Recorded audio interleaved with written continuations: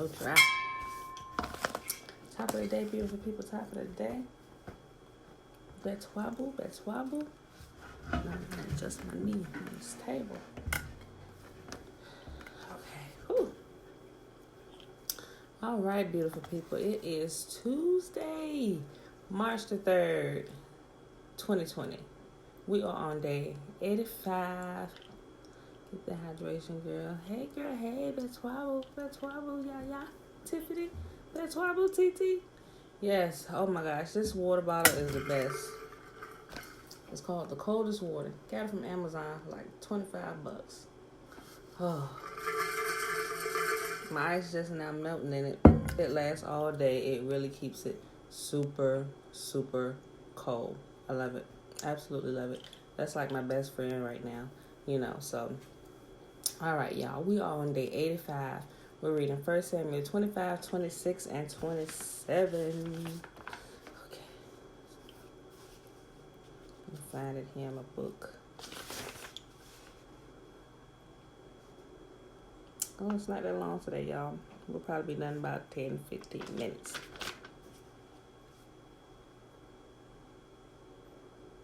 Okay. I was looking at the wrong one. All right, y'all. So let's go ahead and get started here. All right. 1 Samuel chapter 25.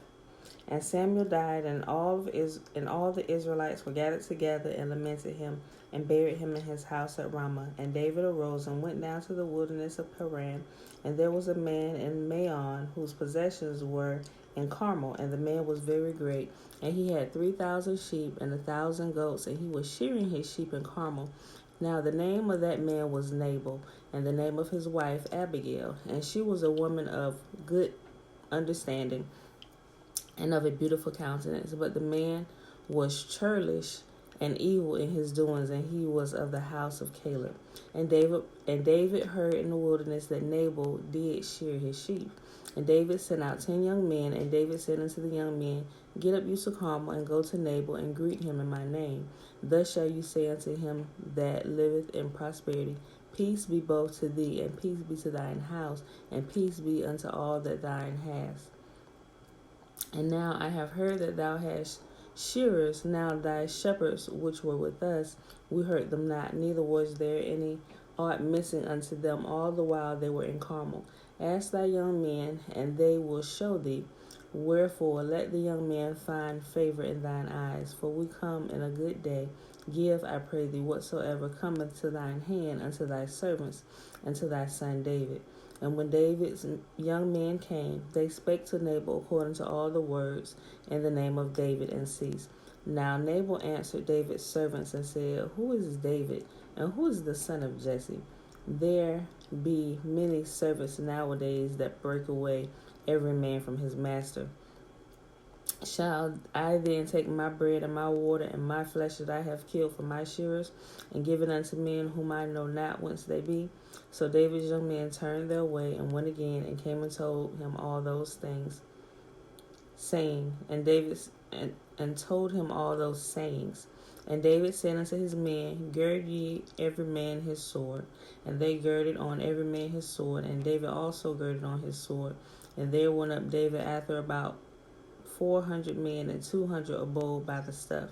But one of the young men told Abigail, Nabal's wife, saying, Behold, David sent messengers out of the wilderness to salute our master, and he railed on them. But the men were very good unto us, and we were not hurt, neither missed we anything as long as we conversed with them when we were in the fields. They were a wall unto us both by day and night, all the while we were there with them keeping the sheep. Now therefore no one consider what thou wilt do, for evil is determined against our master and against all his household, for he is a son of Belial, that a man cannot speak to. He is such a son of Belial that a man cannot speak to him. You know what? I noticed something I didn't notice before. Everybody who turns away from Yah, and this names is about a couple different people here, and I'm just not picking it up. When they aren't obeying Yah, they're called sons of Belial, or Baal, they're worshiping other gods. He's such a son of Belial. I might take that and use that. Oh, he's such a son of Belial. I'm just saying. I just noticed that. Okay. Verse 18. Then Abigail made haste and took 200 loaves and 2 bottles of wine and 5 sheep ready dressed and 5 measures of parched corn and 100 clusters of raisins and 200 cakes of figs and laid them on asses. And she said unto her servants, Go on before me. Behold, I come after you. But she told not her husband Nabal.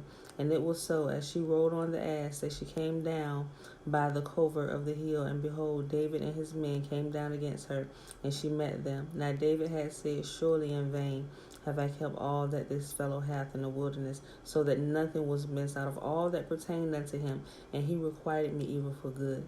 So more also do Yahuwah unto the enemies of David, if I leave all that pertaineth to him by the morning light, any that pisseth against the wall. And when Abigail saw David, she hasted and lighted off the ass, and fell before David on her face, and bowed herself to the ground, and fell at his feet, and said, Upon me, my Lord, upon me let this iniquity be, and let thy handmaid, I pray thee, speak in thine audience, and hear the words of thy handmaid. Let not my Lord, I pray thee, regard this man of Belial, even Nabal, for as his name is, so is he. Nabal is his name, and folly is with him. But I, thy handmaid, saw not the young men of my Lord, which thou didst send. Now therefore, my Lord, as Yahuwah liveth, and as thy soul liveth, seeing Yahuwah hath withholden thee from coming to shed blood, and from avenging thyself with thine own hand, now let thine enemies and they that seek evil to my Lord be as Nabal.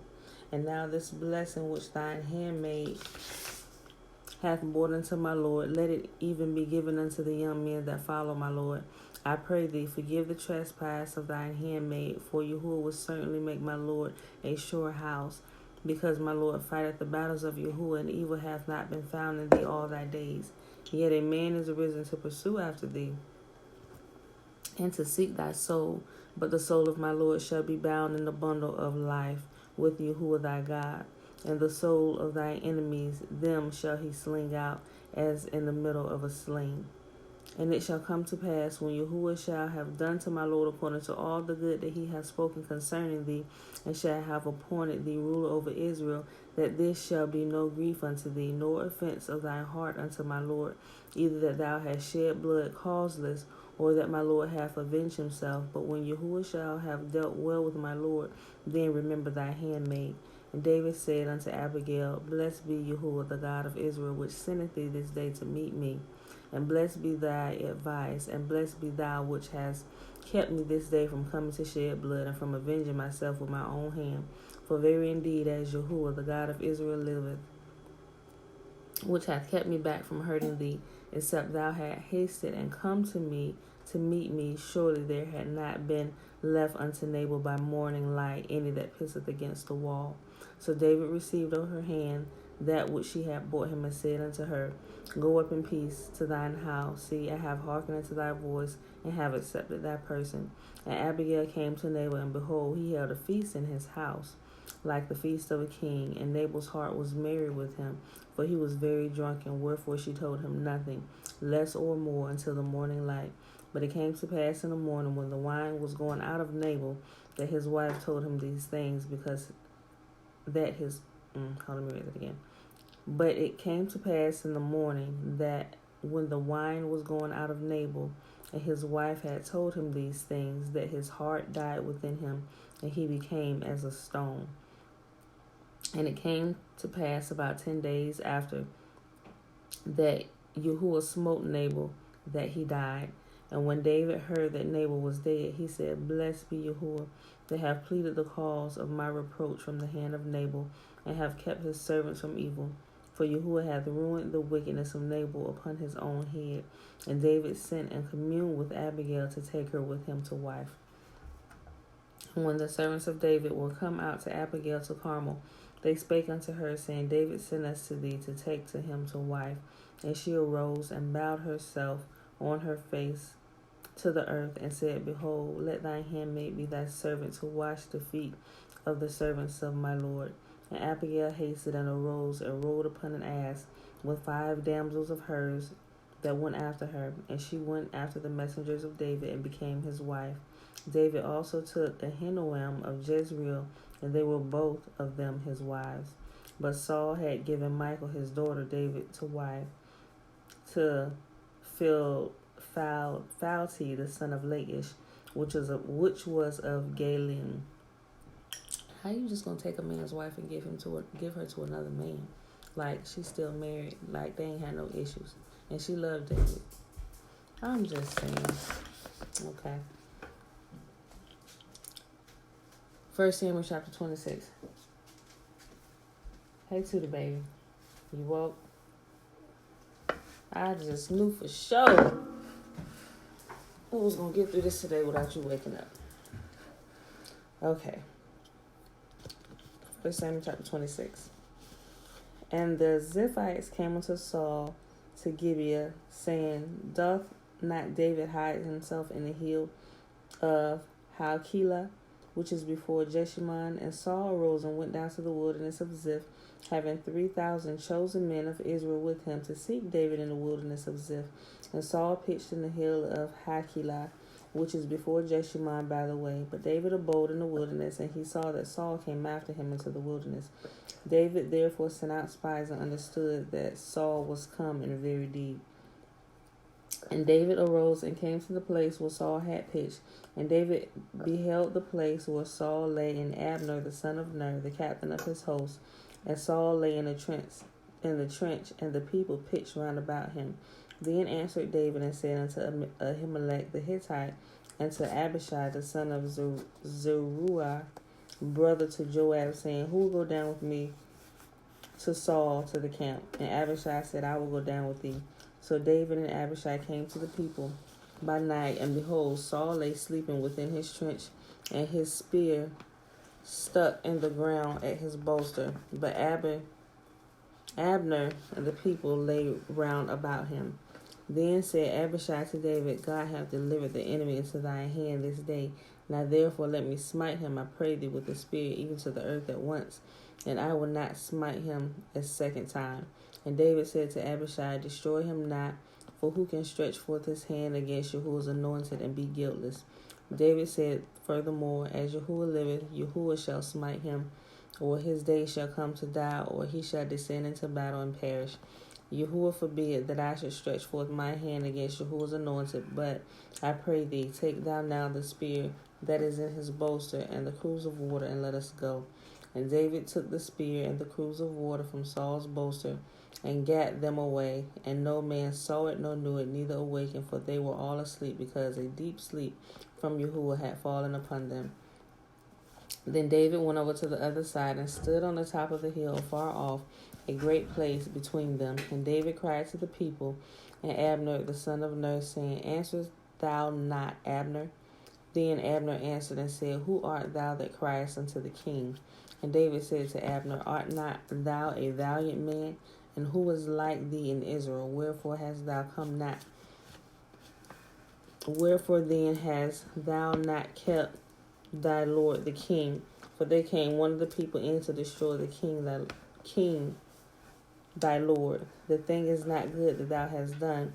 As Yahuwah liveth, you are worthy to die, because ye have not kept your master, Yahuwah's anointed. And now see where the king's spear is, and a cruse of water that was at his bolster. And Saul knew David's voice, and said, Is this the voice, my son? Is this thy voice, my son David? And David said, It is my voice, my lord, O king. And he said, Wherefore doth thou, my lord, thus pursue after his servant? For what have I done, or what evil is in my hand? Now therefore I pray thee, let my lord the king hear the words of his servant. If Yahuwah have stirred thee up against me, let him accept an offering. But if they be the children of men, cursed be they before Yahuwah, for they have driven me out this day from abiding in the inheritance of Yahuwah, saying, Go serve other gods. Now therefore let not my blood fall upon. Tube, you gotta keep still. Let not my blood fall upon the earth. Okay, you keep still. Okay, thank you. Now therefore let not my blood fall upon the earth before the face of Yahuwah, for the king of Israel is come out to seek a flea as when one doth hunt a partridge in the mountain. Then said Saul, I have sinned. Return, my son David, for I will no more do thee harm, because my soul was precious in thine eyes this day. Excuse me. Isn't that the second time Saul said that? Remember the first time he cut off the hem of his garment, and he said, "Thou art more righteous than me." He said, "I will no more pursue after thee." Yet here he come with a whole nother army again. Now he apologizing again. Then Saul said, "I have sinned. Return, my son David, for I will no more do thee harm, because my soul was precious in thine eyes this day. Behold, I have played the fool and have erred exceedingly." And David answered and said, "Behold the king's spear, and let one of your young men come over and fetch it. Yahuwah render to every man his righteousness and his faithfulness, for Yahuwah delivered thee into my hand this day, but I will not stretch forth my hand against Yahuwah's anointed. And behold, as thy life was as much set by this day in mine eyes, so let my life be much set in thine eyes of Yahuwah, and let him deliver me out of all tribulation." Then Saul said to David, "Blessed be thou, my son David. Thou shalt both do great things, and thou shalt still prevail."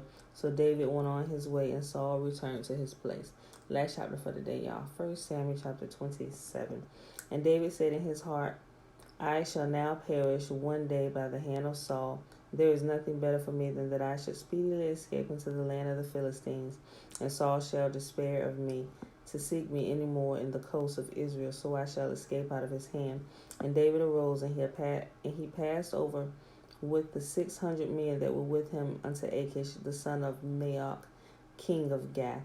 And David dwelt in Achish at Gath, and he and his men, every man with his household, even David with his 2 wives, Ahinoam the Jezreelitess, and Abigail the Carmelitess, Nabal's wife. And it was told to Saul that David fled to Gath, and he sought no more for him. And David said unto Achish, "If I have found grace in thy eyes, let them give me a place in some town in the country, that I may dwell there. For why should thy servant dwell in the royal city with thee?" Then Achish gave him Ziklag that day, wherefore Ziklag pertaineth unto the kings of Judah unto this day.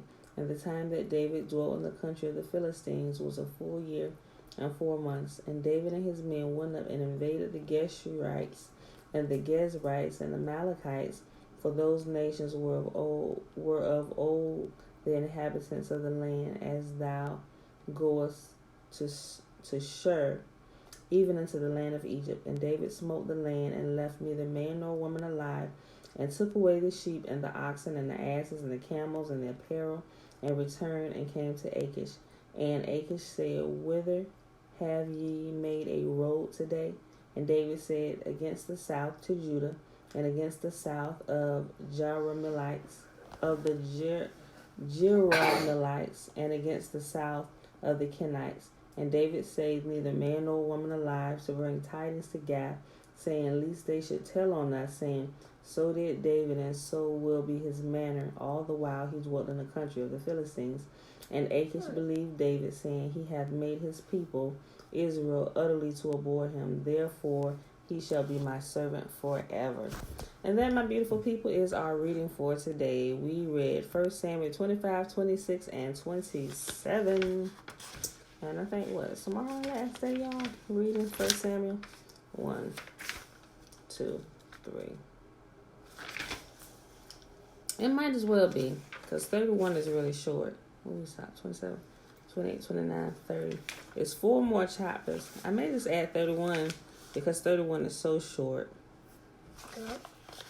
Yeah, that's what I think I'll do tomorrow. And then we'll start 2 Samuel. So with that being said, beautiful people, I hope you enjoyed the reading for today. It is Tuesday, March the 3rd, 2020, day 85. And like I said, we just read 1 Samuel 25, 26, and 27. And we are going to go all the way to the end of the New Testament, y'all. It'll be towards the end of the year when we get done. I'm going to calculate exactly about what day we're going to be done. I think last year when we read through the whole Old Testament. I think it was 266 days. I gotta check my old notebook. Betwabu, Trina, Betwabu. Hey, girl, hey. I think it took us 266 days. If I'm not mistaken, maybe 264 days. And we read all the way from Genesis to Malachi. But it was in a different order because I was reading out the separate, but it was still the same thing. It's just the books were in different order. So this time we're reading it through in the King James version. Since everybody has a King James, well, everybody should have a King James version, and everybody's more familiar with it. Because I was getting a lot of questions like, "Girl, what book you reading out of? Is you reading out of the Quran?" I'm like, "What? What in here sounds like?" Granted, they got some stuff that sound the same as some stuff, almost in there word for word, but no. Do you ever read the Bible? No, we're reading the Old Testament simply because most people never do it, especially Christians or those call themselves believers. They might not call them anything. They just say they worship Yah, worship God. But they never seem to read through the Old Testament. And that's why we're reading through it, so you can actually see what's back there, so you can compare it with the new, line stuff up, and get proper interpretation, people. That's all we're simply doing. We're simply reading. But after we read it this time, the readings are going to stop because I'm going to do something else. So with that being said, I hope you enjoyed the reading for today. And I hope y'all just don't stop. If y'all reading along with me, I hope y'all don't stop reading the Bible when the reading stop later on this year. Continue on reading. Get on with. You can always take the wisdom from this book and many other books as well, and apply it to your life. See the principles behind the stories that we read in here and look at them in today's culture and how that looks today, and how you can take those principles and that wisdom and apply it to your life, really, because all the wisdom that you gain, you can try and teach it to people. Girl, we ain't done. Just stop it. I know I'm running my mouth. Hold on. All the wisdom that we gain, literally the wisdom that we have, really is wisdom for us only. I mean, granted, you can teach your children and you can raise them up in the wisdom and all that you learn, but as they become of age, it's their choice to apply that wisdom to that life. So all the wisdom you gain throughout your life is literally wisdom for yourself. And like I said, those who are under your care, you can save their lives and help them live a better quality of life by the wisdom that you have and that you grow in. But like I said, as they become older, it's their choice to use the wisdom that they've learned. And if they don't use it, they apparently don't have wisdom, because people who have wisdom, they can see, they can understand, and they can apply time after time. It's not like a hit and miss thing. Maybe at the beginning when they're learning and getting it down, but when you truly have wisdom, you can truly tell, because it's a constant thing. It's a constant life of wisdom. You make a mistake, they correct it, they come back, they adjust, and they keep moving. And they keep moving, and they keep moving. So, guys, gain understanding, gain wisdom, apply it to your life. That's what wisdom is. Wisdom is applied understanding. All right, so with that being said, beautiful people, she had already tried to snatch my phone and stop the video. That means I'm running my mouth too much. So with that being said, I love you all, and I will see you first thing in the morning. Peace. There she go. Hit it.